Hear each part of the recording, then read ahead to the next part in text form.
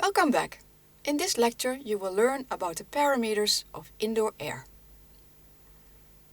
Let's start with air. What is normal air?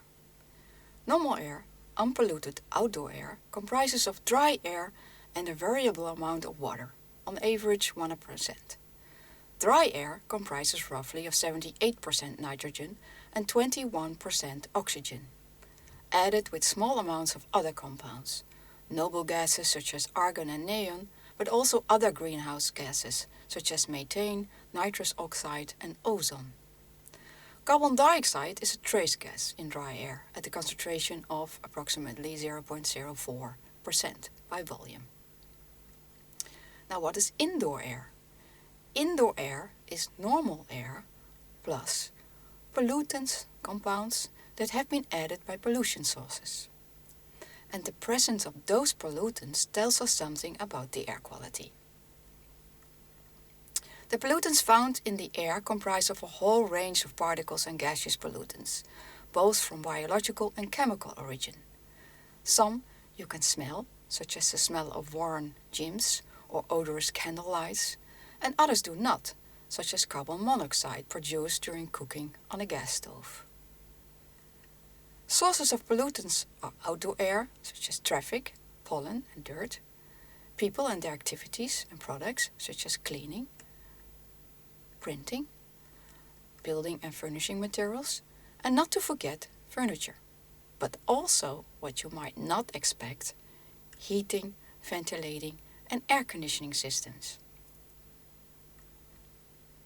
The parameters used for the factor air are release or emission of a certain pollutant, concentration of that pollutant, and the amount of ventilation, expressed in airflow, supply or exhaust, of the space in which the pollutant is being produced. Let's consider people as the most present sources indoors. The main compounds that people introduce to the indoor air are water and carbon dioxide.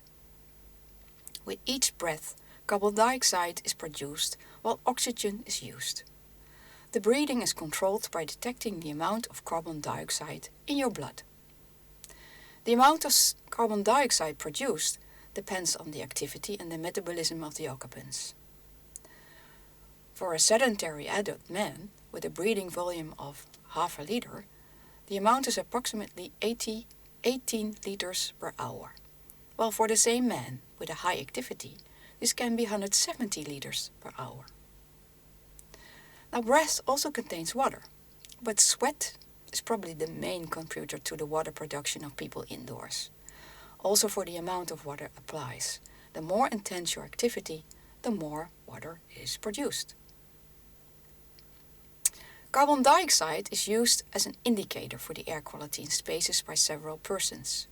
As long as the concentration stays below 10,000 ppm, carbon dioxide, CO2, is not harmful to our health, but it is a good indicator for the emissions of compounds people release via exhaling and sweating.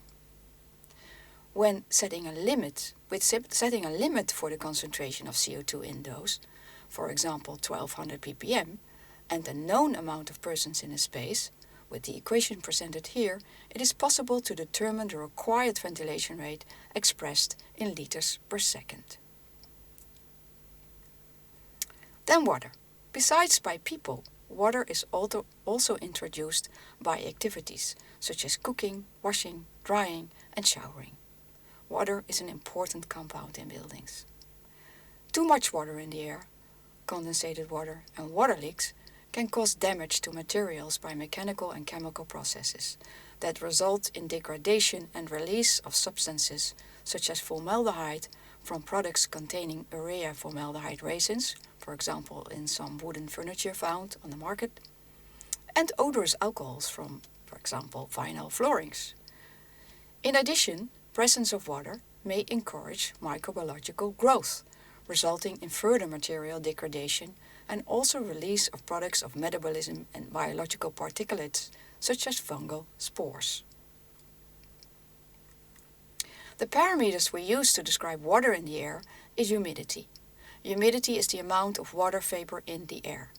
Absolute and relative humidity are different ways of expressing this water content. While the absolute humidity tells how much water a particular volume of air contains, the relative humidity, defined as the percentage of water that is taken up by the air at a given temperature, has a maximum possible amount of water that can be vaporized. A relative humidity of 100% means no more water can be vaporized. The air is saturated with water, and water will become visible. Now, the recommended range for the relative humidity lies between 30 and 70% indoors, and these borders are mainly set to prevent allostatic effects and limit mold growth. To summarize this lecture, air indoors comprises of water, carbon dioxide, oxygen, nitrogen, and a range of particles and gaseous pollutants that change over time. The pollutants in that indoor air originate from outdoor sources and indoor sources, comprising of occupants, their activities, building materials, and systems. Emission, concentration, and ventilation rate are air parameters with which the indoor air quality can be described. Thank you for your attention.